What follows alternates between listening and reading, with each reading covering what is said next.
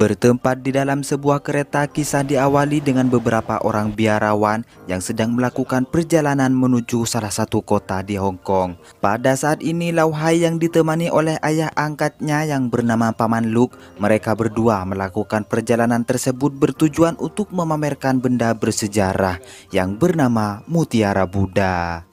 Dalam perjalanan ke Hong Kong, hal buruk pun terjadi di mana beberapa orang misterius mencoba untuk merebut benda bersejarah yang berada di tangan mereka. Hingga akhirnya mau tidak mau, Lau dan pamannya harus melindungi benda tersebut.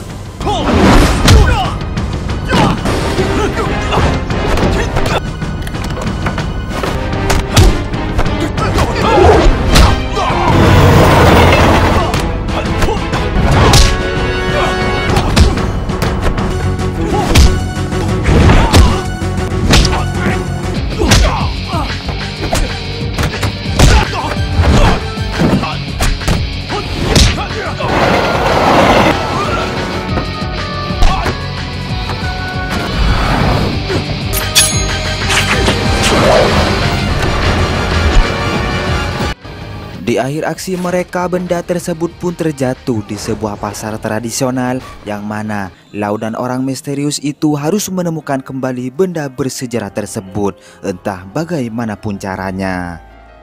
Beralih di sebuah pertunjukan sirkus, kita diperlihatkan dengan dua orang gadis kembar yang bernama Jet dan Pearl.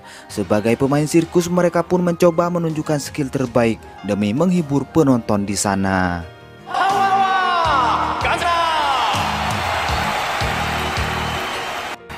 Setelah selesainya pertunjukan itu, seseorang yang tak lain adalah manajer mereka berdua memberikan sebuah tanda tangan pemain sirkus terbaik Eropa yang bernama David. Dengan begitu mereka pun sangat senang dikarenakan David adalah satu-satunya pemain sirkus yang selama ini mereka kagumi. Kemudian kita dialihkan dengan seorang pengusaha wanita bernama Lilian. Sebagai seorang yang cukup sibuk, Lilian menyempatkan waktunya untuk menjenguk adik kandungnya di rumah sakit. Sebagai seorang yang mengidap penyakit kanker, Happy cukup iba dengan kondisinya sekarang ini. Namun beruntung ia memiliki seorang kakak yang sangat menyayangi dirinya. Di saat Lilian ingin pergi dari rumah sakit tersebut, tanpa sengaja ia bertemu dengan Lau yang sedang memegang mobil mainan. Yang kemudian kita baru mengetahui bahwa Lau sedang mencari mobil yang sama persis dengan mobil mainan di tangannya. Malam harinya Lilian menghadiri undangan untuk membahas bisnisnya bersama seorang profesor bernama Mok. Dalam pertemuan tersebut, Tuan Mok sebagai pengusaha kaya sekaligus profesor arkeolog, ia sangat menginginkan bangunan tua peninggalan dinasti Qing yang saat ini dimiliki oleh Lilian. Namun pada saat itu ia menolak untuk menjualnya dengan alasan bahwa bangunan tersebut adalah peninggalan dari mendiang ayahnya. Akan tetapi Tuan Mok yang sangat menginginkan bangunan bersejarah tersebut terus memaksa Lilian dengan sebuah ancaman bahwa adiknya tidak akan hidup lama lagi. Bisa kita katakan bahwa Tuan Mok cukup cerdas mengenai masalah ini, dikarenakan ia berhasil bekerja sama dengan beberapa dokter yang telah merawat adik Lilian. Di saat itu pula sebagai pilihan keduanya, Tuan Mok juga berkeinginan untuk mendapatkan Mutiara Buddha. Dan jika Lilian bisa menemukan benda tersebut, maka Tuan Mok akan menjamin keselamatan adiknya. Setelah itu kita dialihkan dengan sosok pria bernama Xiao Su, di mana pada saat ini ia mengalami kekerasan oleh beberapa gangster tak dikenal. Hal itu dikarenakan Xiao Su tidak memberitahukan di mana keberadaan Mutiara Buddha, karena pada sebelumnya dirinya yang telah menemukan benda tersebut di saat berada di pasar tradisional. Dan dengan tindakannya tersebut mereka pun berhasil membunuhnya dengan cara memasukkan beberapa tikus ke dalam perutnya tersebut.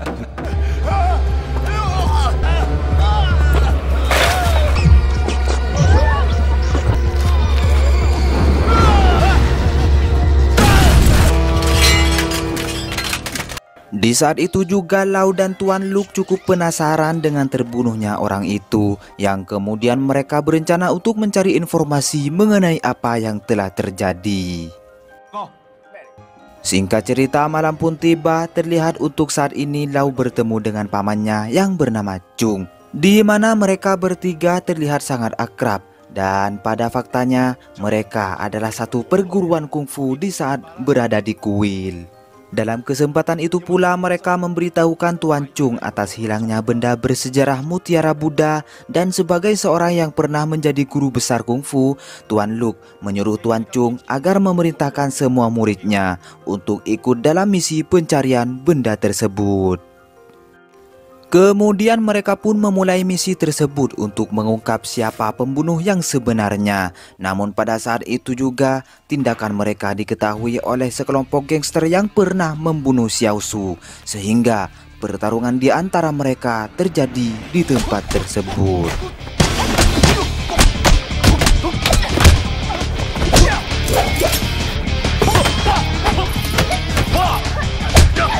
Dari sinilah kita mengetahui bahwa musuh yang mereka hadapi adalah si kembar, yaitu sekelompok orang bersaudara yang tidak segan untuk membunuh lawannya.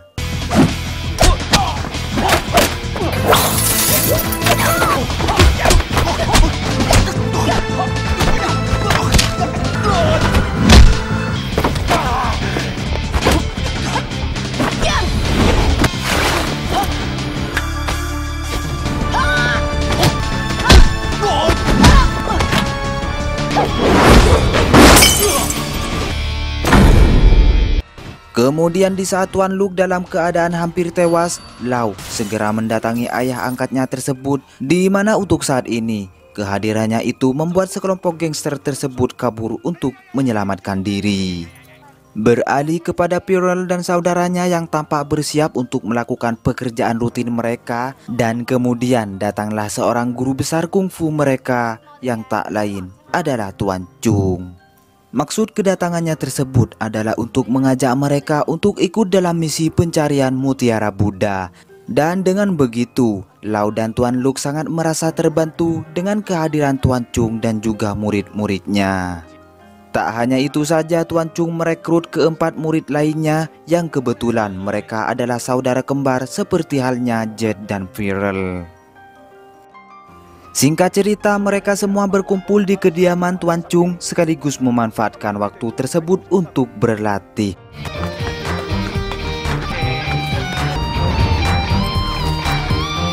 Beberapa hari kemudian, misi tersebut pun dimulai, di mana pada saat ini mereka harus menyusup ke sebuah gedung milik Tuan Mok.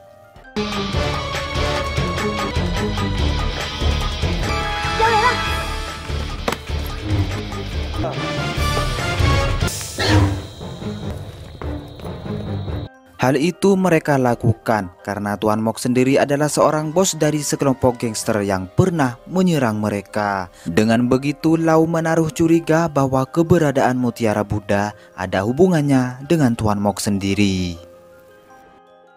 Dalam misi tersebut mereka berhasil mendapatkan sebuah lencana, yaitu sebuah data rekaman pribadi milik Tuan Mok. Hingga akhirnya mereka memeriksa lencana tersebut dan menemukan rekaman seorang anak kecil yang tak lain adalah Happy.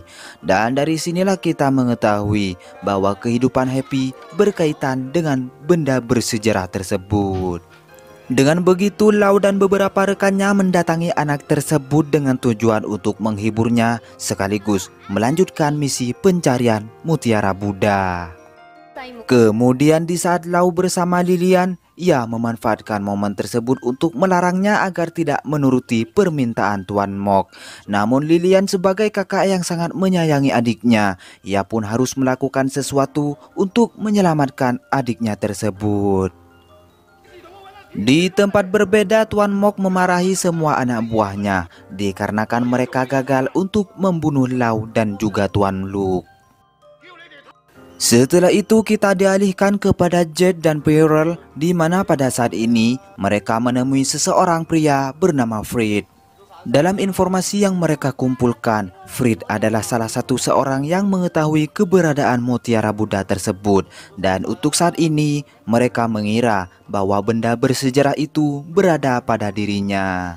Tak lama kemudian anak buah Tuan Mok juga mendatangi tempat tersebut dan dengan terjadinya hal ini, Fred memang benar-benar telah menyembunyikan benda itu. Dengan situasi seperti ini, sebuah pertarungan pun harus mereka lakukan untuk mendapatkan benda yang sangat berharga itu.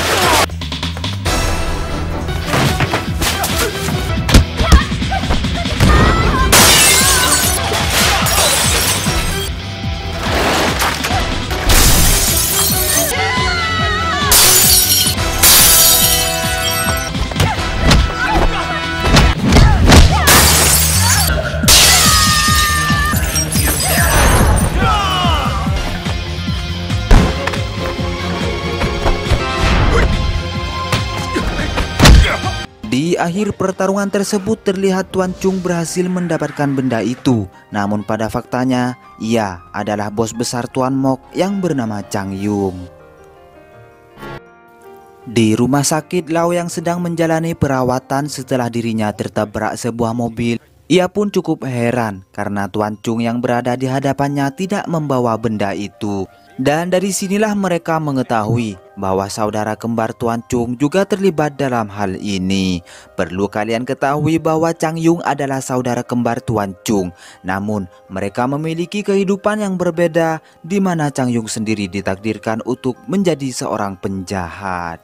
Di saat itu pula Chang Yung yang ditemani Tuan Mok, ia pun menghubungi Lilian agar segera menandatangani penjualan tanah miliknya. Yang kemudian Lilian cukup terkejut setelah mengetahui bahwa Happy telah berada bersamanya. Melihat adik kesayangannya dalam keadaan bahaya, Lilian memutuskan untuk menemui Chang Yung di tempat ia berada.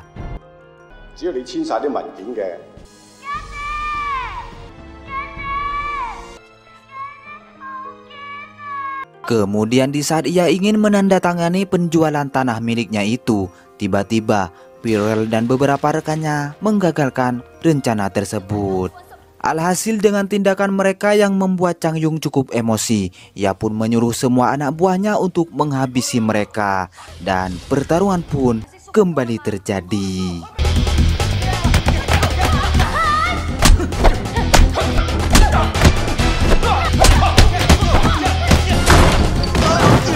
Lau yang saat ini berada di sana bersama Tuan Chung. Mereka pun berusaha membantu untuk menghadapi semua lawannya.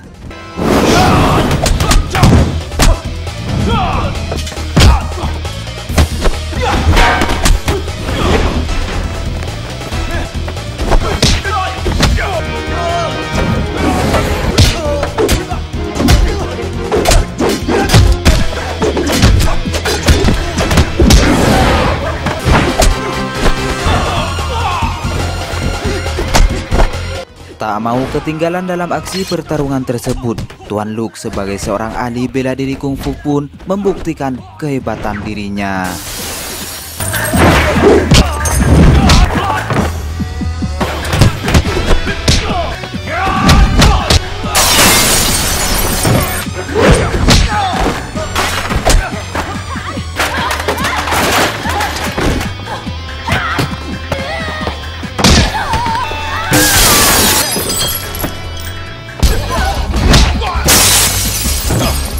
Terlihat satu persatu dari anak buah Chang Yung berhasil mereka kalahkan. Dan bersamaan dengan hal itu, Pirel yang ditemani saudaranya berhasil menemukan mutiara Buddha. Namun tak semudah itu untuk mengambil benda berharga tersebut. Mereka harus menghadapi beberapa ekor ular kobra yang saat ini berjaga di sana.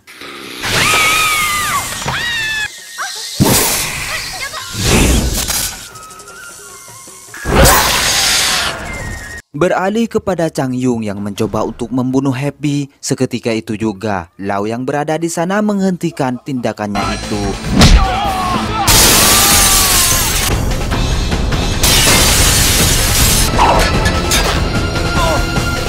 Hingga pada akhirnya Chang Yung berhasil dikalahkan dan bersamaan dengan hal itu, Lau berhasil menyelamatkan si gadis malang tersebut. Viral yang berada di sana, ia merasa ada yang aneh ketika mutiara Buddha yang berada padanya kini telah hilang kembali. Mereka pun mengira bahwa Chang Yung telah mengambil benda tersebut, dan benar saja, Chang Yung yang mereka anggap telah tewas, ia pun menghilang entah kemana. Dan disinilah juga film pun berakhir.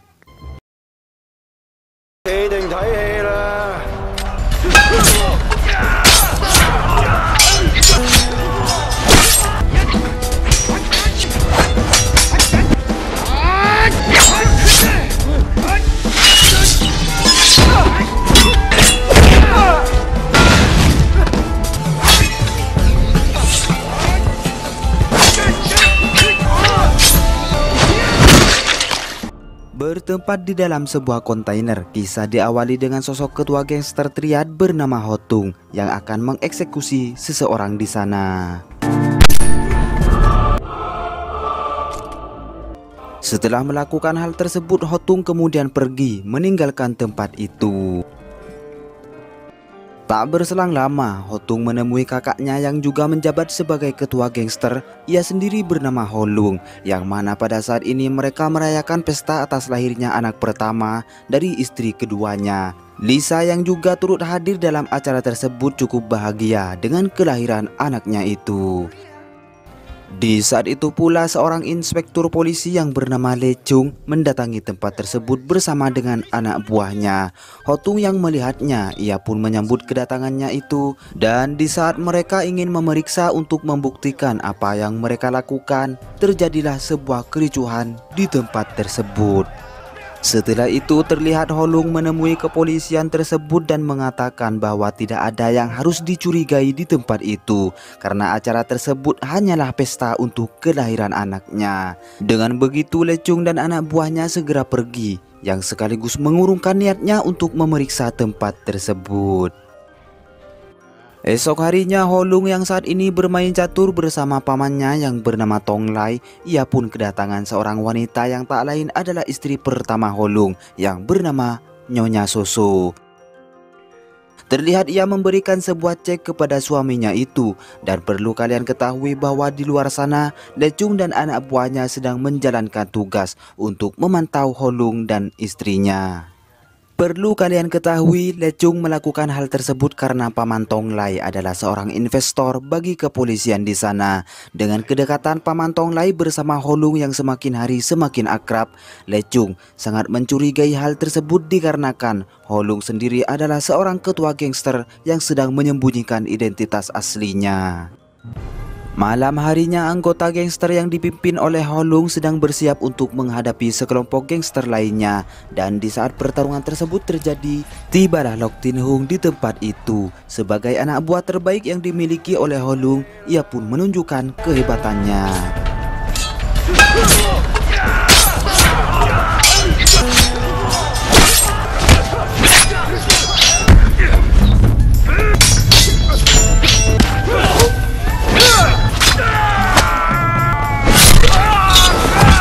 Dengan skill bertarung yang ia miliki, Tin Hung berhasil membunuh mereka tanpa sisa seorang pun. Beralih ke tempat Ho Lung berada, terlihat ia kedatangan seorang bos gangster lainnya yang bernama Tuan Kok dan Tuan Lau. Maksud dalam pertemuan mereka adalah untuk membahas bisnis narkoboy yang pada saat ini mereka sedang dalam pemantauan oleh organisasi kepolisian nasional maupun internasional. Singkat cerita, pada keesokan harinya, Tin Hung yang ditemani oleh Ho Tung mengawasi barang-barang mereka yang baru saja tiba di sebuah pelabuhan. Dengan datangnya barang selundupan tersebut, mereka berdua cukup terburu-buru untuk pergi dari sana. Yang kemudian satu batalion dari kepolisian mendatangi tempat tersebut hingga akhirnya baku tembak pun tak terhindarkan.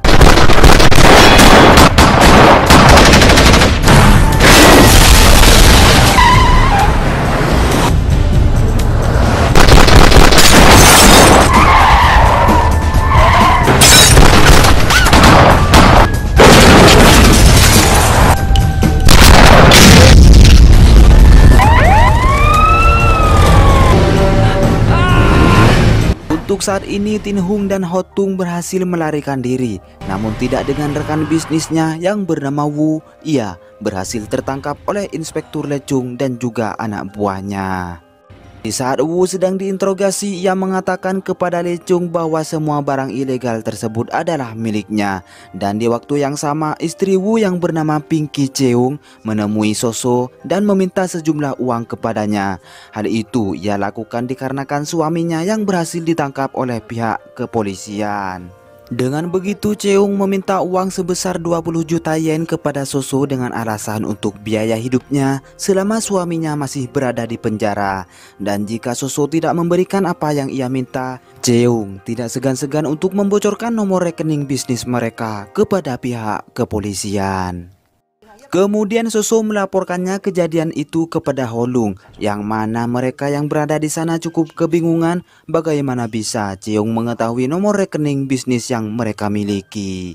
Dan jika itu benar, hal yang terjadi selanjutnya adalah rekening mereka akan dibekukan oleh kepolisian, yang otomatis mereka akan kehilangan uang sebesar 500 juta yen lebih. Maka dari itu Holung yang tidak ingin mengambil resiko, ia pun memerintahkan jajarannya agar membunuh Cheung dan Wu sesegera mungkin. Singkat cerita, Ho Tung yang ditemani oleh anak buahnya berhasil menangkap Cheung, yang kemudian ia menyiksanya dengan tujuan agar Cheung mengakui siapa saja yang mengetahui rekening bisnis mereka. Pada saat itu Cheung mengaku bahwa ia dan Wu suaminya tidak mengetahui rekening mereka. Ia melakukan hal itu dikarenakan Cheung sendiri mendapat perintah dari Tuan Kwok yang tak lain adalah rekan bisnis Holung. Di sisi berbeda, Tuan Kwok yang saat ini bersiap membantai anak buah Holung, ia pun melakukan aksinya tersebut hanya dengan seorang diri.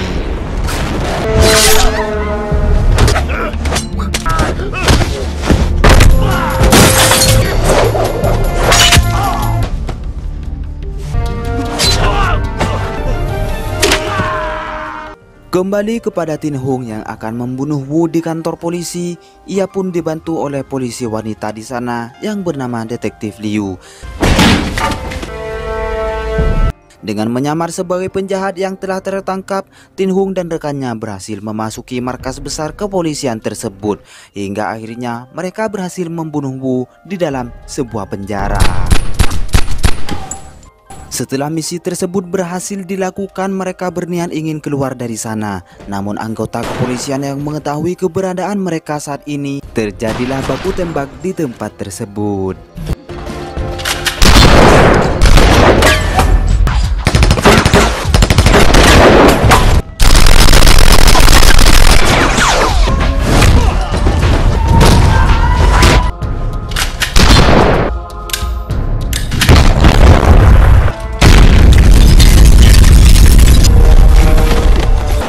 Aksi mereka, Han berhasil ditangkap oleh kepolisian setelah sebuah tembakan mengenai kakinya. Namun beruntung Tin Hung dan salah satu rekannya yang bernama Fit berhasil untuk melarikan diri. Di kantor polisi, tepatnya pasca serangan yang terjadi di sana, Lecung kemudian mengadakan rapat darurat bersama para petinggi lainnya. Alhasil dalam pertemuan tersebut, mereka menemukan bahwa Detektif Liu terlibat dalam kasus itu. Namun, Lecung memilih untuk tidak menangkapnya, dikarenakan Detektif Liu sendiri akan mereka jadikan umpan untuk menangkap Holung dan juga antek-anteknya. Esok harinya Soso yang ditemani Fit di sebuah lapangan golf, mereka pun merencanakan sesuatu untuk mengkhianati Holung, di mana untuk saat ini Soso adalah pemegang rekening bisnis mereka. Dengan sebuah rencana untuk menculik Paman Tong Lai, maka dengan cara licik tersebut mereka berdua akan mendapatkan uang tebusan yang akan diberikan oleh Holung sendiri. Holung yang melihat kejadian tersebut dari rekaman CCTV menemukan sesuatu yang aneh, di mana tanda kedip lampu mobil yang ia lihat adalah kode rahasia milik organisasi mereka. Dengan adanya hal tersebut, Holung mengira bahwa telah ada sebagian orang dalam yang saat ini mengkhianatinya. Alhasil rencana Soso pun berhasil, di mana Holung akan menggelontorkan uang tunai yang cukup besar untuk menebus Paman Tong Lai dari penculik tersebut.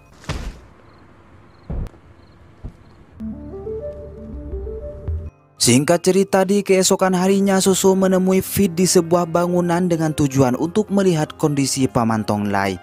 Terlihat mereka pun makan bersama dengan beberapa orang penculik suruhan mereka. Fit yang tidak ingin membagi uang tebusan tersebut hanya untuk membayar penculik itu. Akhirnya ia membantai mereka dengan sebuah pistol di tangannya. Tak hanya itu, Paman Tonglai akhirnya tewas dalam aksi yang mereka lakukan saat ini. Esok harinya Holung mengadakan pertemuan dengan beberapa anggota lainnya, di mana pada saat ini Soso dan Fit juga turut menghadiri pertemuan tersebut. Holung sebagai ketua gangster cukup frustasi dengan kondisi keuangan mereka yang semakin hari semakin memburuk. Ditambah lagi beberapa bisnis ilegal yang mereka jalankan berhasil ditutup oleh pihak kepolisian. Fit yang berada di sana, ia pun mengedepankan wajahnya dengan mengatakan bahwa apa yang terjadi kepada mereka saat ini adalah ulah dari gangster saingannya yang kebetulan dipimpin oleh salah satu rekan Holung yang bernama Lok Cheung. Dengan begitu, Holung membuat keputusan untuk melakukan perlawanan kepada gangster saingannya itu. Pada malam harinya mereka pun melakukan perlawanan kepada gangster saingannya tersebut dengan cara meledakkan beberapa tempat yang dimiliki Lok Cheung.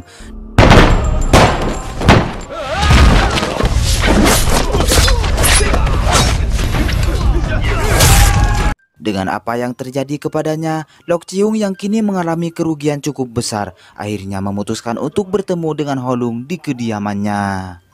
Terlihat Lok Cheung juga membawa Paman Di, yaitu seorang bos besar gangster triad sekaligus senior mereka berdua. Dan sebagai seorang yang sangat dihormati, ia mendapat perilaku sangat baik dari Hotung yang juga berada di tempat itu. Dalam pertemuan tersebut membuktikan bahwa Lok Cheung tidak terlibat atas kasus pembunuhan Paman Tonglai. Bahkan pada saat ini Lok Cheung mengakui semuanya bahwa dialah yang telah membocorkan informasi kepada polisi di saat Holung melakukan transaksi barang ilegal di pelabuhan, di mana pada waktu itu Wu berhasil ditangkap oleh pihak kepolisian tersebut. Pada awalnya Holung tidak mempercayai apa yang ia katakan, namun pada akhirnya Lok Cheung yang tampaknya berkata jujur, ia pun mempercayai hal tersebut. Di hari berikutnya Hotung mengadakan pertemuan rahasia bersama detektif Liu, dan pada saat ini terungkap bahwa pembunuh atas kematian Paman Tonglai adalah Soso dan Fit. Informasi tersebut berhasil ia dapatkan di saat Fit dan Soso melakukan perbincangan di telepon pribadi mereka. Singkat cerita, dengan informasi yang mereka dapatkan, Hotung berencana untuk membunuh pengkhianat tersebut yang tak lain adalah Fit dan Soso. Hingga pada akhirnya mereka saling membunuh satu sama lain.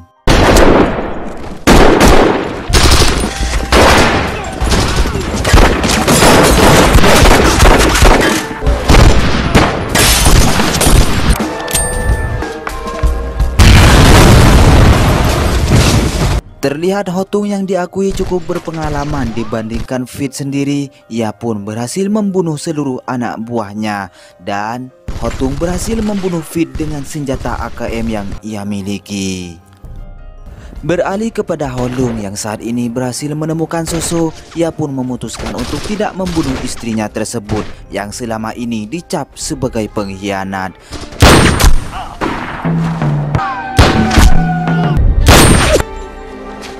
Sebagai rasa belas kasih kepada istrinya itu, Holung lebih memilih pergi dan membiarkannya tertangkap oleh kepolisian, di mana pada saat itu pihak kepolisian pun telah mengepung tempat tersebut.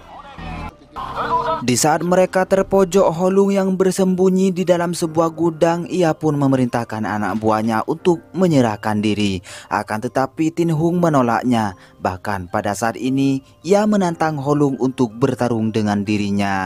Hal itu ia lakukan sebagai rasa penasarannya bagaimana bisa Holung yang terlihat seperti orang biasa saja bisa menjadi orang nomor satu di organisasi gangster triad tersebut.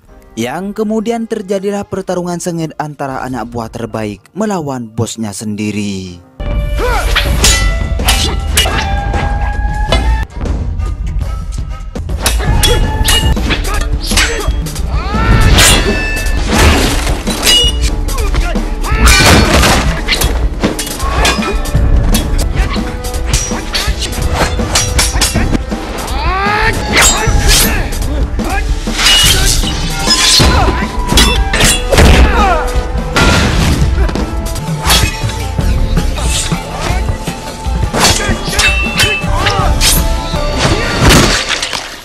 Dalam hal ini kita pun mengetahui Holung yang ia anggap sebagai orang biasa saja berhasil membunuh dirinya. Setelah itu Holung yang sudah tidak ada pilihan lain, ia kemudian melakukan aksi bunuh diri dengan merelakan nyawanya melayang oleh kepolisian yang telah menunggunya di luar.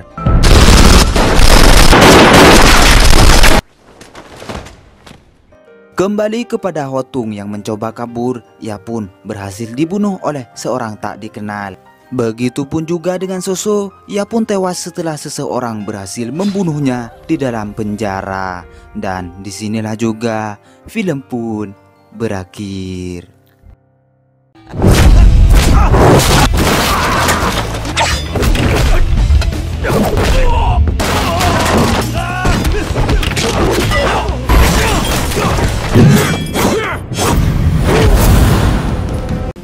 Berlatar di negara Cina, kisah diawali dengan adanya pengeroyokan oleh kelompok mafia gangster kepada seseorang. Tuan Ding yang melihat hal itu, ia pun sangat terkejut dengan kejadian yang berada di hadapannya.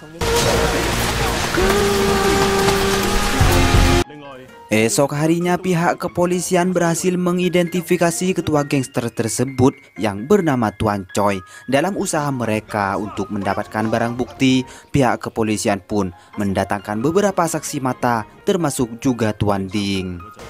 Akan tetapi Tuan Ding yang melihat secara langsung kejadian itu, ia merasa ragu untuk melaporkannya. Dan tak hanya itu, Tuan Ding sebagai pria yang tak muda lagi, ia pun mengalami sedikit lupa ingatan. Dengan adanya situasi seperti ini, pihak kepolisian pun kemudian memeriksa latar belakang masa lalu Tuan Ding. Dan pada faktanya, Tuan Ding adalah pensiunan pasukan pengawal profesional yang berpusat di ibu kota. Untuk saat ini mereka juga mengetahui bahwa Tuan Ding mengalami penyakit lupa ingatan sementara. Hal itu disebabkan karena dulunya Tuan Ding telah kehilangan cucu kesayangannya pada saat liburan bersama. Mengetahui bahwa dirinya sering lupa ingatan, Tuan Ding memutuskan untuk memeriksa kondisi kesehatannya kepada seorang dokter yang bernama Zhao. Melihat hasil pemeriksaannya, dokter Zhao mengatakan bahwa penyakit yang ia derita tidak akan sembuh dalam waktu dekat. Merasa kasihan kepada Tuan Ding yang selalu mengalami lupa ingatan, Dr. Zhao menyarankan agar Tuan Ding membeli sebuah alat perekam untuk membantunya mengingat sesuatu sekaligus sebagai terapi terhadap ingatannya sendiri. Setibanya di rumah kontrakannya, Nyonya Park sebagai pemilik rumah merasa bahagia melihat Tuan Ding kembali pulang. Dan perlu kalian ketahui bahwa Nyonya Park telah lama memiliki perasaan kepada Tuan Ding. Setelah itu kita dialihkan dengan sebuah keluarga kecil yang tak jauh dari kediaman Tuan Ding. Cherry sebagai gadis kecil sangat tidak menyukai sifat ayahnya yang selalu bermain judi. Meskipun ia telah mempunyai banyak hutang, Lee tidak berniat untuk meninggalkan hobinya tersebut. Hingga pada suatu saat Cherry yang sudah muak dengan perilaku ayahnya, ia pun diam-diam memasuki kediaman Tuan Ding untuk melarikan diri dari kejaran ayahnya itu. Mereka berdua pun tampak cukup akrab, sebagaimana layaknya seorang cucu bersama dengan kakeknya. Tak lama berselang, Lee kemudian mendatangi Tuan Ding untuk mencari keberadaan Cherry. Namun pada saat itu, Lee tidak menemukan anaknya tersebut, yang mana pada saat ini Cherry kebetulan sedang bersembunyi di dalam sebuah lemari. Merasa frustasi dengan tingkah laku anaknya, Lee kemudian kembali melanjutkan hobinya untuk bermain judi di tempat hiburan milik Tuan Choi. Meskipun ia tidak mempunyai uang sepeser pun, Lee melanjutkan untuk bermain meski uang tersebut adalah hasil pinjaman kepada Tuan Choi. Terlihat ia pun kembali mengalami kekalahan yang kemudian Tuan Choi memanggilnya untuk menagih hutang yang semakin hari semakin besar. Lee yang sedang terlilit hutang tampaknya ia tidak bisa melunasi hutangnya tersebut. Hingga akhirnya Tuan Choi memberikan keringanan kepadanya dengan syarat Lee harus mencuri sebuah tas yang saat ini berada di tangan gangster Rusia. Singkat cerita, Lee akhirnya menjalani misi tersebut dan pada saat ia berhasil mencuri tas itu, ia Aksinya tersebut diketahui oleh seorang gangster Rusia yang kemudian beberapa keamanan di sana berusaha untuk menggagalkan aksi pencurian tersebut.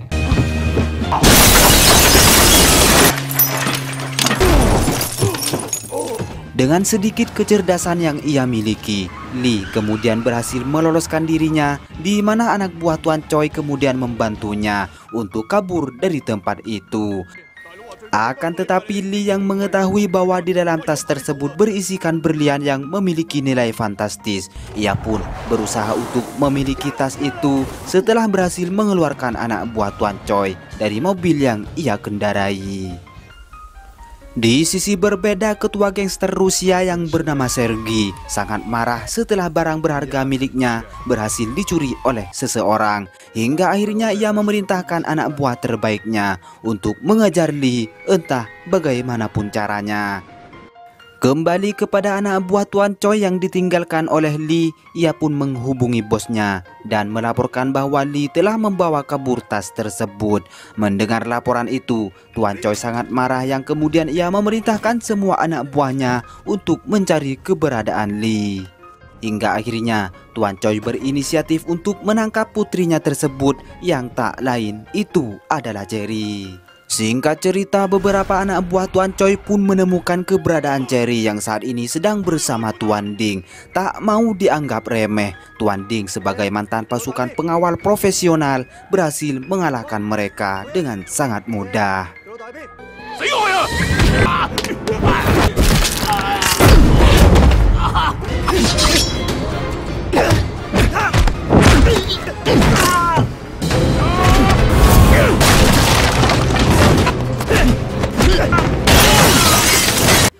Anak buah Tuan Choi yang gagal untuk menangkap Cherry, mereka pun diusir oleh bosnya sendiri dengan alasan agar pihak kepolisian tidak mencurigai pergerakan mereka. Sementara itu Tuan Ding merasa sangat gelisah yang mana Cherry telah menghilang dan tak pernah mengunjungi rumahnya. Hingga pada suatu saat ketika sebuah acara festival diadakan di tengah kota, Tuan Ding akhirnya bertemu kembali dengan gadis tersebut yang kemudian Tuan Ding mengajak Cherry untuk membeli makanan kesukaannya. Terlihat juga di tempat tersebut Cherry melihat calon ayah barunya yang kebetulan sedang bersama ibu kandungnya sendiri. Yang kemudian Cherry malah ditinggalkan oleh ibunya sendiri. Dan ibunya pun mengatakan bahwa ia tidak akan menganggap Cherry sebagai anak kandungnya. Dengan keadaan seperti ini, Cherry sangat bersedih dan tidak mempunyai cara lain untuk mengembalikan kebahagiaan di dalam keluarganya. Cherry yang tidak mempunyai apa-apa lagi, ia memutuskan untuk tinggal bersama Tuan Ding hingga ayahnya kembali. Singkat cerita, pada suatu malam, Cherry meminta izin kepada Tuan Ding untuk pergi menemui teman sekolahnya. Dan bersamaan dengan itu, Lee kemudian menemui Tuan Ding tepat setelah kepergian anaknya tersebut. Pada saat itu, Lee berpesan kepada Tuan Ding untuk merawat Cherry yang rencananya ia akan pergi ke luar kota.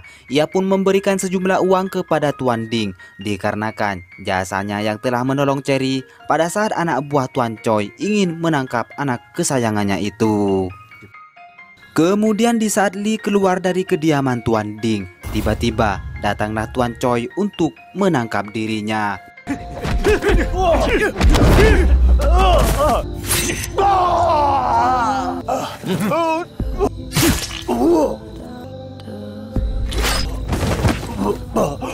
Tuan Ding yang sudah terlambat untuk menolongnya, ia pun hanya menyaksikan Lee yang kini telah tewas. Tak hanya itu saja, Tuan Choi juga membakar rumah kontrakan yang selama ini Lee dan Cherry tinggal di rumah tersebut. Setelah itu Nyonya Park sebagai pemilik rumah kontrakan mencoba untuk melaporkan kejadian itu kepada pihak kepolisian. Akan tetapi usahanya tersebut tidak membuahkan hasil, yang mana pihak kepolisian belum mendapatkan barang bukti yang cukup dalam menangani kasus tersebut. Di sisi berbeda, Tuan Choi menemui atasannya yang bernama Zhang Hua. Ketika Zhang bertanya mengenai kasus pencurian berlian milik gangster Rusia tersebut, Tuan Choi berpura-pura tidak mengetahui hal itu. Akan tetapi pada faktanya, Zhang telah mengetahui bahwa Tuan Choi terlibat dalam pencurian barang berharga tersebut. Esok harinya, Zhang menemui anak buah Tuan Choi yang pada sebelumnya telah dikeluarkan dari anggota gangster.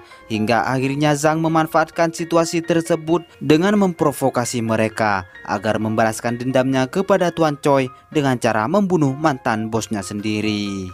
Bukan tanpa alasan Zhang memerintahkan mereka. Hal itu dikarenakan Tuan Choi telah berbohong kepada Zhang mengenai berlian yang berada padanya. Setelah itu scene beralih di mana Tuan Ding mencari keberadaan Cherry yang telah beberapa hari menghilang. Ia mengira bahwa Cherry berhasil ditangkap oleh Tuan Choi. Sehingga dengan tujuan untuk membebaskan Cherry sekaligus berniat ingin menghancurkan mafia gangster tersebut, Tuan Ding memutuskan untuk mendatangi Tuan Choi yang saat ini berada di markas besarnya. Singkat cerita, tibalah Tuan Ding di tempat Tuan Choi berada, yang mana Tuan Ding mendapatkan sambutan tidak baik oleh lawannya tersebut.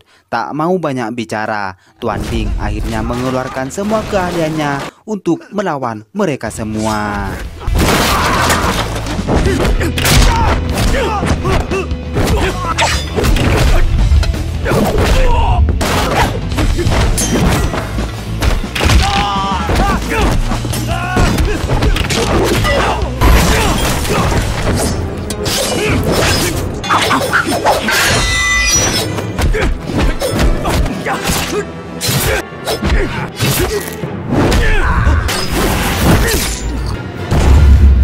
Di saat Tuan Ding berhasil membunuh seluruh anak buah Tuan Choi, beberapa anak buah Sergi telah berada di tempat itu untuk merebut kembali berlian milik mereka.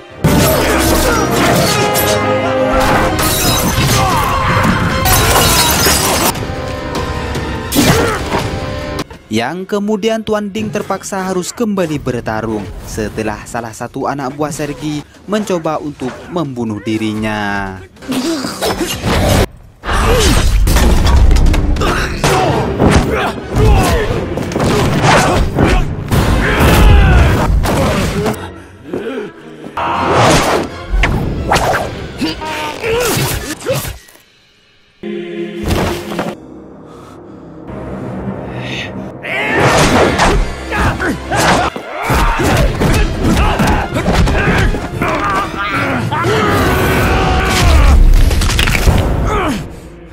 Tuan Ding yang berhasil menumbangkan semua lawannya. Ia kemudian mencoba untuk mengejar Tuan Choi yang berusaha kabur dari tempat tersebut. Di sisi lain, Sergi yang ternyata juga ada di sana, ia pun berusaha kabur dari kejaran pihak kepolisian. Hingga pada akhirnya, Sergi harus tewas setelah mobil yang ia kendarai tertabrak oleh sebuah truk.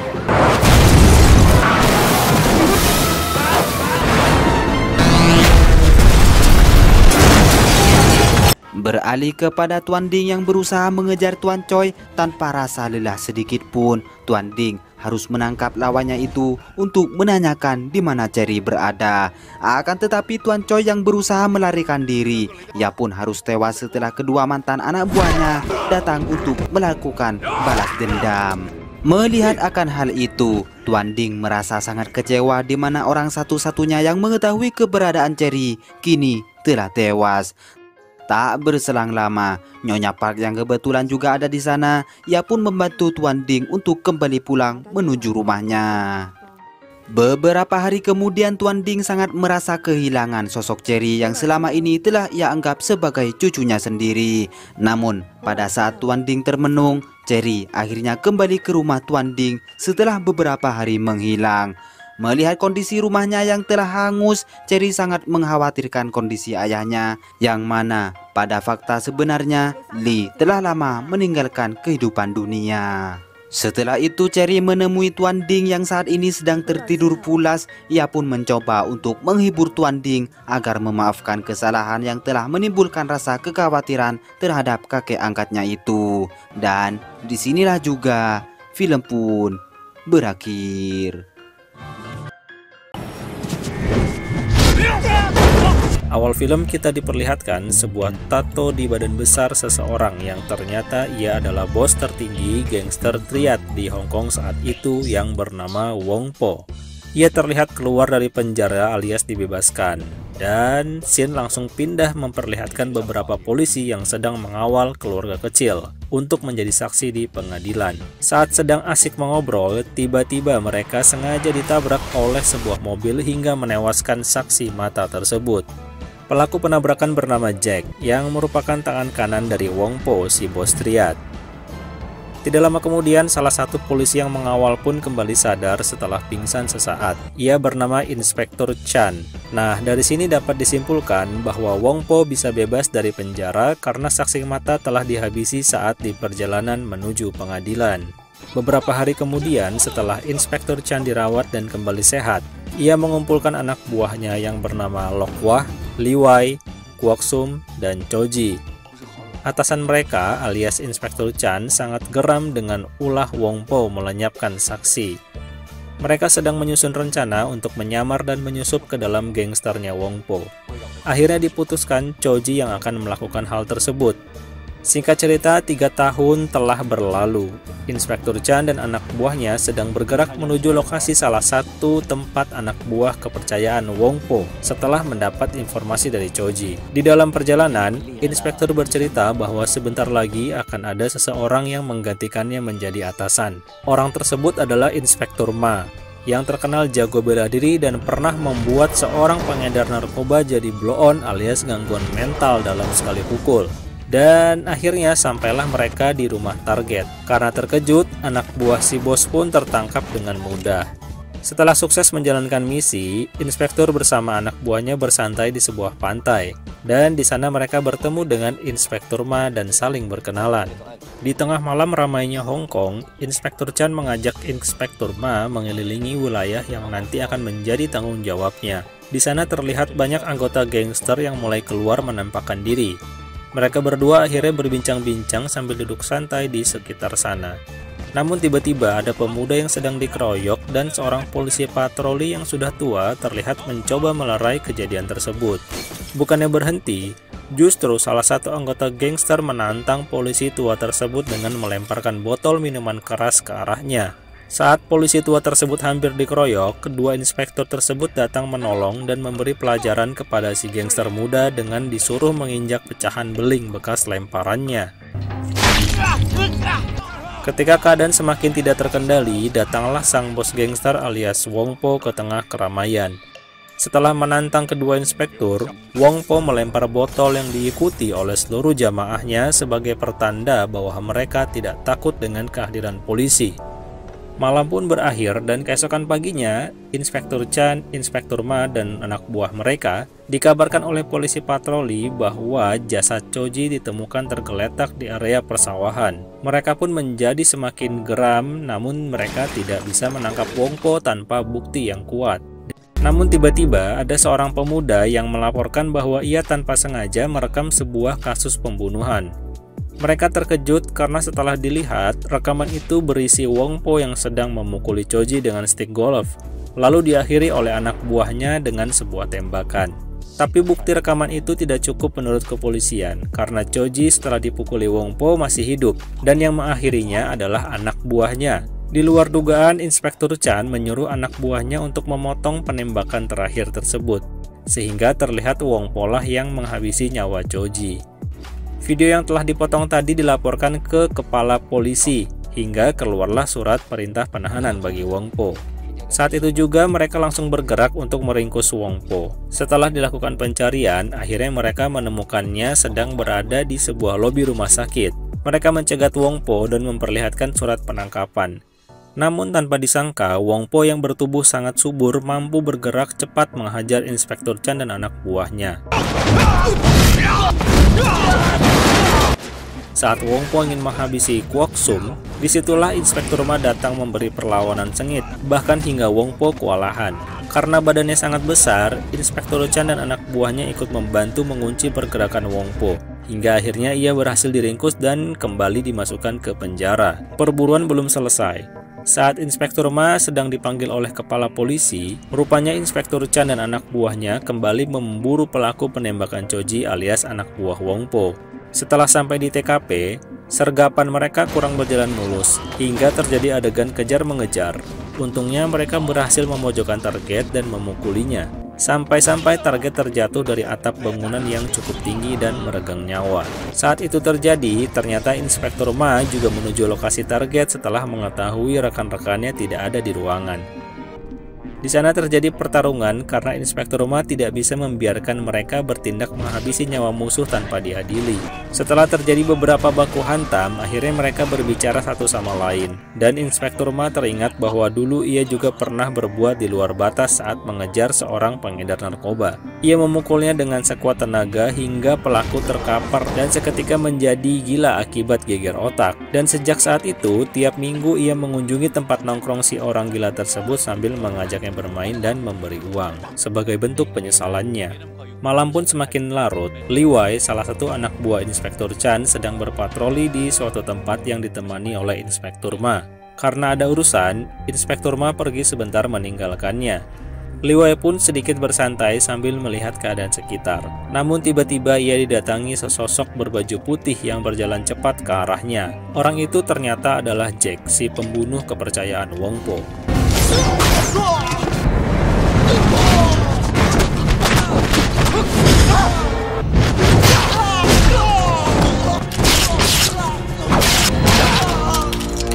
Saat Inspektur Ma kembali, semua sudah terlambat dan ia langsung memanggil ambulans untuk membawa Li Wei.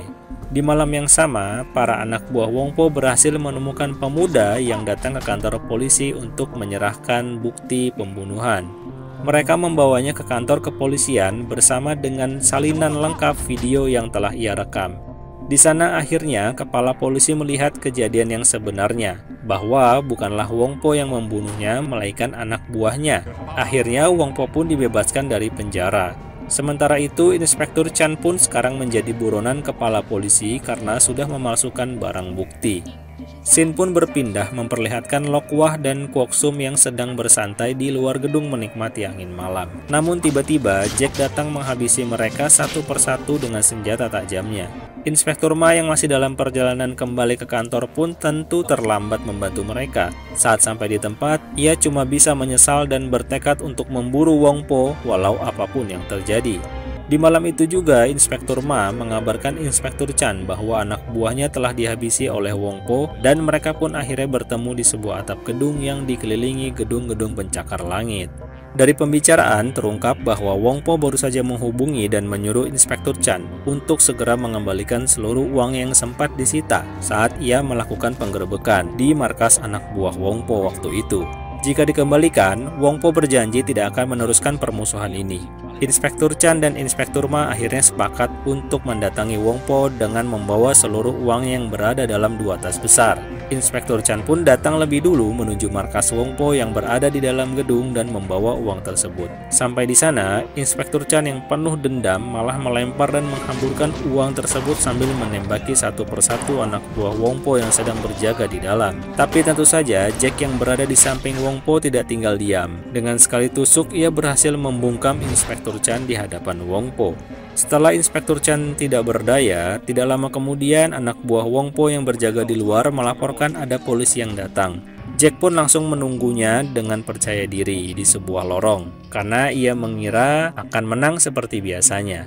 Padahal yang datang adalah Inspektur Ma yang jago bela diri.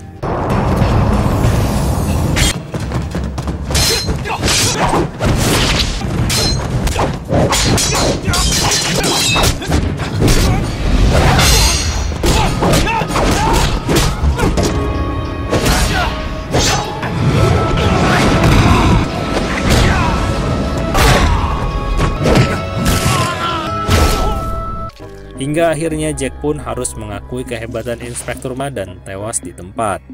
Pertarungan belum berakhir, Inspektur Ma pun sampai juga di dalam gedung ke dalam ruangan Wong Po. Tanpa berkata sedikit pun, mereka langsung memulai pertarungan.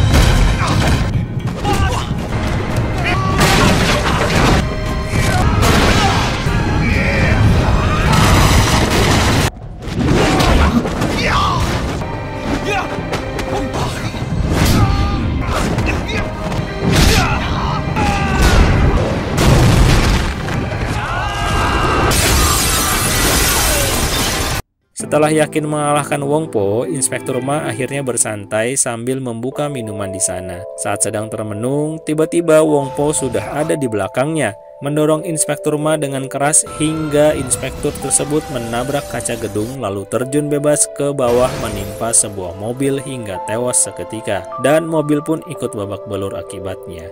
Di sana Wong Po merasa menang dan puas, tapi setelah ia melihat ke bawah, bagai disambar petir, ia terkejut karena setelah ia perhatikan lebih seksama, mobil yang hancur tersebut adalah mobil istri bersama anaknya yang sedari tadi sedang berusaha untuk menghubunginya melalui telepon.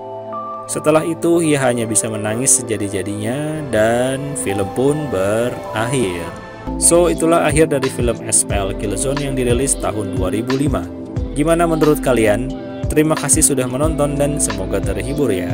Bye!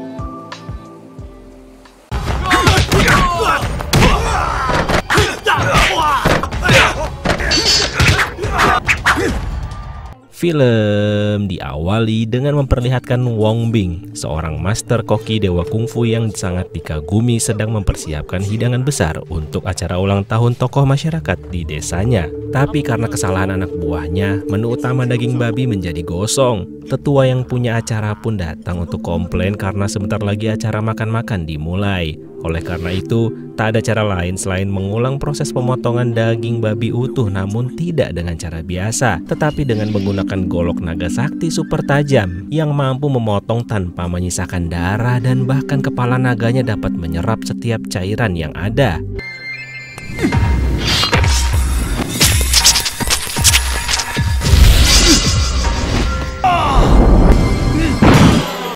So, dengan demikian dapat dipastikan hidangan besar akan tiba tepat waktu saat jadwal makan tiba. Tapi tak lama setelah para tamu menikmati hidangan, masalah besar terjadi. Semua orang terlihat menderita seperti keracunan makanan. Sebagai master koki, hal itu sangatlah membuat stres. Namun, Wong Bing tiba-tiba mengingat dan menyadari bahwa salah satu anak buahnya berusaha menyabotase hidangannya.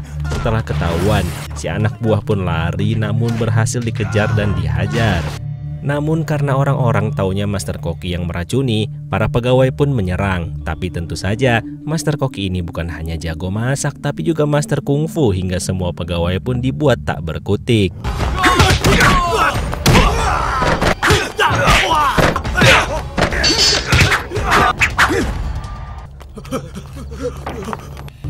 Sampai sekarang, si anak buah masih belum mau mengakui siapa yang telah menyuruhnya meracuni hidangan sang koki. Dan saat hampir ditebas, salah satu tetua desa menghentikan Wong Bing. Si pemuda pun berhasil kabur sambil membawa golok naga untuk dibawa pada dalang di balik semua ini. Dan sayangnya, tak lama kemudian diputuskan bahwa Wong Bing diusir dari desa tempat kelahirannya. Sementara itu di sebuah perguruan kungfu nan jauh di sana sedang ada ujian kelulusan dengan aturan yang unik, di mana siapa yang berhasil mengambil lambang perguruan lalu menempelkannya kembali ke tempat asalnya, maka ia akan diberi kehormatan sebagai lulusan pertama. Nah, disitulah semua murid berjibaku satu sama lain. Namun ada satu murid bernama Kenichi yang melakukan aksinya dengan mulus.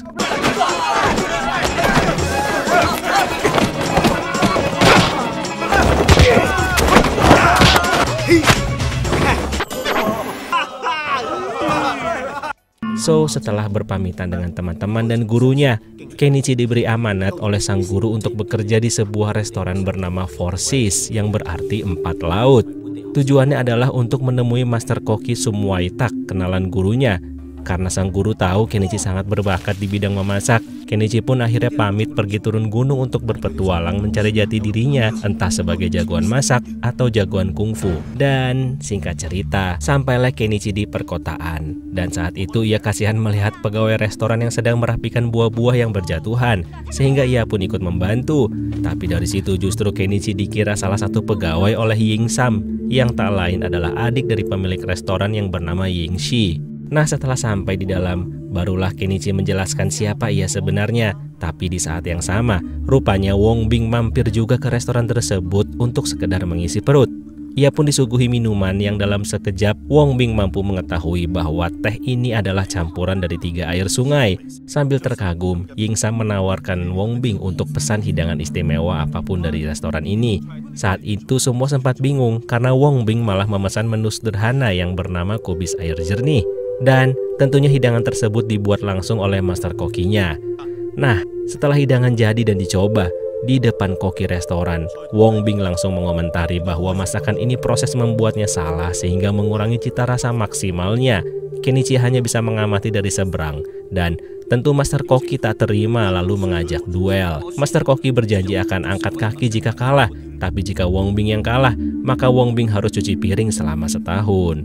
Tantangan pun diterima, namun Wong Bing memerlukan asisten. Dan karena tak ada siapa-siapa lagi, mau tak mau Kenichi yang berada di sana pun ikut terlibat. Dan singkat cerita, film langsung memperlihatkan hasil masakan mereka masing-masing. Dan saat dicoba, masakan bebek Master Koki sangat enak dan langsung terasa lezatnya pada gigitan pertama. Teksturnya lembut dan tidak berminyak. Namun, saat giliran bebek Wong Bing untuk dinilai, semua terkejut karena asap masih mengepul padahal di ruangan ber-AC. Itu karena Wong Bing melapisi kulit bebek dengan gula tipis hingga mengkristal untuk menjaga suhu panasnya, dan saat semua mencoba, tanpa waktu lama, Master Koki langsung mengaku kalah. Karena yang dimasak Wong Bing dikenal dengan nama 8 bebek keberuntungan dan ia belum pernah menemukan koki yang bisa membuat hidangan ini selama berabad-abad.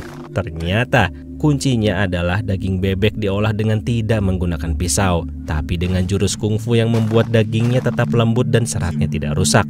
Saat itulah Master Koki langsung angkat kaki dari restoran. Kenichi pun langsung mengejar karena ia berpikir Master Koki tersebut adalah Master Muay Thai sambil berteriak memanggil namanya. Nah, saat itulah Wong Bing dan Yingxi bingung karena Muay Thai adalah nama ayah dari Yingxi dan rupanya Muay Thai ini juga adalah kakak seperguruan kungfu dari Wong Bing yang telah setahun lalu meninggal.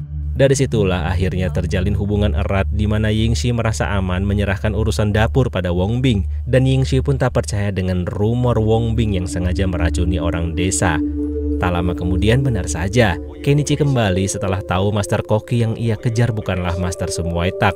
Namun saat melihat Wong Bing, Kenichi yang merasa jago masak nekat menantang Wong Bing untuk bertarung keahlian memotong. Kenichi dengan pede melakukan aksinya yang memang membuat kagum karena hasil potongannya bersih, rapi, hingga tidak menimbulkan bau amis saat ikan dicicipi.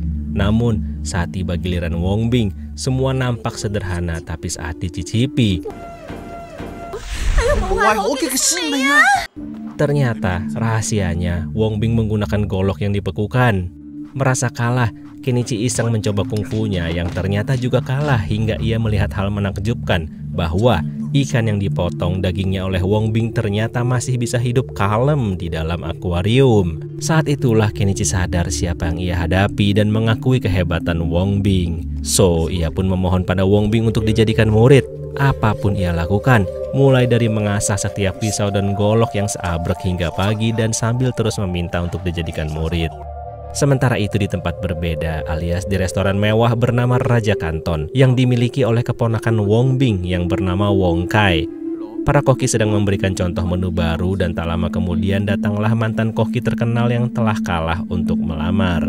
Seperti biasa, Wong Kai tentu menanyakan apa motivasinya ingin bekerja di sini.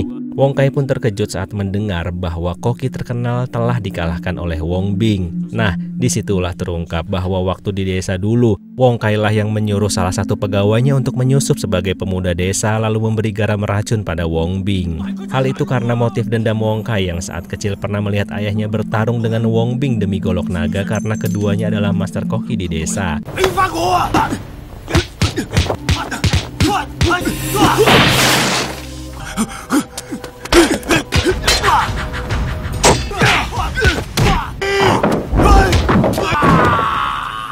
Dalam pertarungan persahabatan itulah terjadi hal apes yang menyebabkan tangan ayahnya patah tertimpa alat masak berat. Di mata Wong Kai, itu adalah perangkap Wong Bing untuk menjebak ayahnya. Padahal, aslinya sang ayah ingin melindungi adiknya dari tibanan alat berat tersebut. Kebencian yang salah itu masih tertanam dalam dirinya hingga sekarang, karena sejak saat itu ayahnya pun meninggalkan desa setelah tangannya cacat. Dan pembalasan pun berhasil dilakukan oleh Wong Kai dengan membuat Wong Bing diusir dari desa. Beberapa hari kemudian, hari yang dinanti pun tiba. Akhirnya Kenichi mulai dijadikan murid oleh Wong Bing. Tapi tentu latihannya tidak mudah, melainkan sangat keras dan presisi.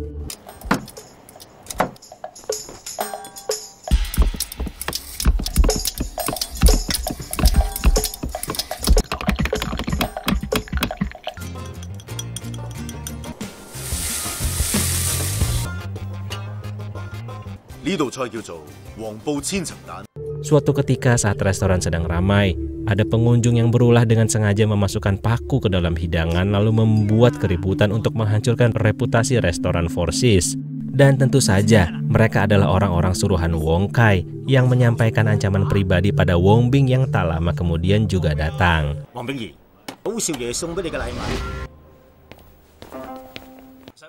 Singkat cerita, esok harinya saat berbelanja, Ying Sam yang ditemani Kenichi tak sengaja bertemu dengan orang-orang suruhan Wong Kai. Karena masih kesal, Ying Sam tanpa pikir panjang melakukan tendangan yang tentu langsung memancing keributan besar.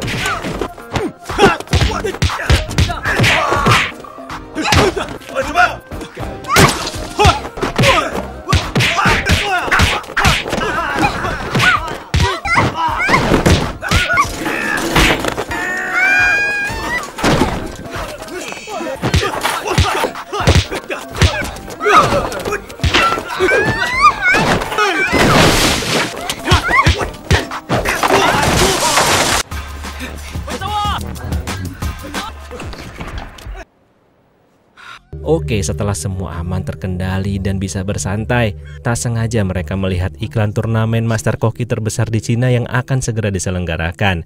Tiap restoran berhak untuk ikut, dan inilah kesempatan untuk mengembalikan reputasi restoran Four Seas dalam dunia perkulineran. Singkat cerita, semua setuju dan sudah siap untuk ikut. Tapi rupanya Wong Bing tak bisa ikut karena ada urusan mendadak. Namun Wong Bing tetap menugaskan Kenichi untuk ikut karena turnamen ini sangat penting untuk melangsungkan restoran Four Seas. Bahkan Wong Bing akan senang jika Kenichi yang mendapat julukan Master Koki terbaik. Singkat cerita, setelah audisi, tersisa 6 tim yang kali ini akan bertanding. Lalu juri akan memilih 2 terbaik untuk bertanding di grand final. Di sana pula timnya Kenichi bertemu dengan mantan koki sebelumnya. Waktu pun dimulai, semua sudah sibuk memulai proses memasak dengan serius.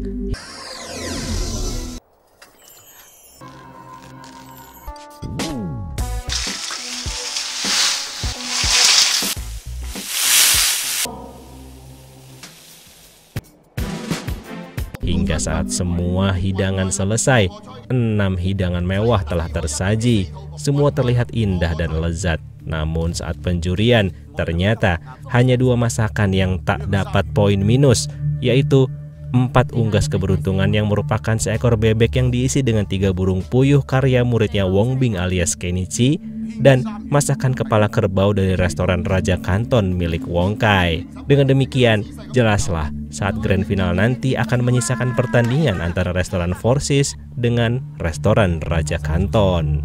Beberapa waktu kemudian malam pun tiba. Wong Bing rupanya telah kembali. Ia ternyata habis pergi mengunjungi desanya karena di sana kondisi telah tenang hingga Wong Bing dapat menjelaskan yang sebenarnya hingga para tetua pun paham apa yang telah terjadi. Di situ Wong Bing juga senang karena Kenichi telah berhasil sampai ke final. Namun saat masuk kembali ke restoran untuk istirahat, tiba-tiba mereka disergap oleh anak buah Wong Kai yang ingin membuat ulah. Wong Kai pun ternyata datang dan lagi-lagi membahas masa lalu yang salah ia pahami, walaupun Wong Bing sudah menjelaskan kebenarannya. Wong Kai pun berencana menggagalkan restoran Four Seas di final dengan mengurung Kenichi dan Ying Sam di ruang beku. Wong Kai yang licik lalu menjatuhkan kunci ke kandang ular berbisa yang dibawanya. Jika ingin menyelamatkan, maka Wong Bing harus mengambilnya dan tergigit. Wong Kai dengan pede sudah merasa menang dan pergi lebih dulu. Tapi rupanya, tanpa disangka salah satu anak buah yang dulu ditugaskan memfitnah merasa bersalah di hadapan Wong Bing. Hingga akhirnya, ia memberi kunci yang asli pada Wong Bing dan ternyata yang di kandang ular adalah kunci palsu. Dengan begitulah akhirnya semua selamat. Esok harinya saat sedang memasak, tiba-tiba dengan refleks super cepat Wong Bing menghindari golok naga yang terlempar ke arahnya. Ternyata itu adalah ulah Wong Kai yang mulai gila akibat dendam hingga terus mengincar Wong Bing. Walaupun berbadan sangat subur, rupanya Wong Bing tak terkalahkan hingga satu persatu anak buah Wong Kai dibuat tak berdaya. Hingga akhirnya Wong Kai pun turun tangan menghadapi pamannya sendiri.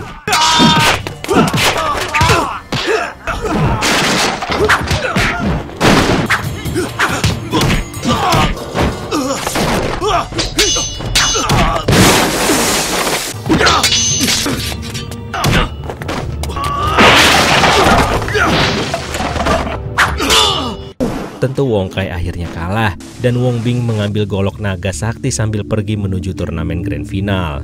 Sementara itu, turnamen grand final telah dimulai dengan tema kemurnian. Artinya, para kontestan harus memasak hidangan tanpa bumbu namun dengan cita rasa kelezatan yang maksimal. Saat lawannya sudah memulai proses, Kenichi teringat suatu hidangan yang pernah diajarkan Wong Bing, yaitu kubis air jernih. Proses pun dilakukan dengan tanpa bumbu apapun alias hanya mengandalkan rasa murni dari bahan-bahan yang digunakan. Kenichi mengingat betul-betul setiap instruksi dan teknik yang diajarkan Wong Bing padanya saat memasak kubis air jernih. Kali ini, dari pihak musuh terlihat memakai metode masak yang tak biasa dan akan menghasilkan hidangan dengan panas yang merata. Hingga saat kedua kontestan hampir menyelesaikan hidangan andalannya masing-masing, datanglah Wong Bing memberi golok naga yang langsung berkilau saat dipegang dan dibuka oleh Kenichi. Dengan tambahan bahan rahasia berupa kedelai kubus yang dibawa oleh Wong Bing, Kenichi mulai memasak dan menghidangkan kubis air jernih yang sesungguhnya. Setelah selesai, awalnya para juri mencoba hidangan restoran Raja Kanton yang sungguh nikmat dan lezat. Bahkan, juri mengira tidak ada yang bisa mengalahkannya. Namun, saat mencoba kubis air jernih dari restoran Four Seas, para juri hanya bisa merem terdiam dan menyimpulkan bahwa dengan bahan-bahan sederhana, ternyata rasa masakan bisa selezat ini. Bahkan, hidangan kubis air jernih dinilai lebih berharga dari harta karun. Dan inilah tingkat kelezatan masakan yang sesungguhnya dan paling maksimal. Ketua koki dari pihak musuh pun tak kuat ingin mencoba hasil masakan Kenichi. Dan saat itulah akhirnya musuh pun mengakui dan semua bertepuk tangan karena hasilnya telah jelas bahwa pemenang kontes masak untuk jadi master koki terbaik dimenangkan oleh restoran Four Seas.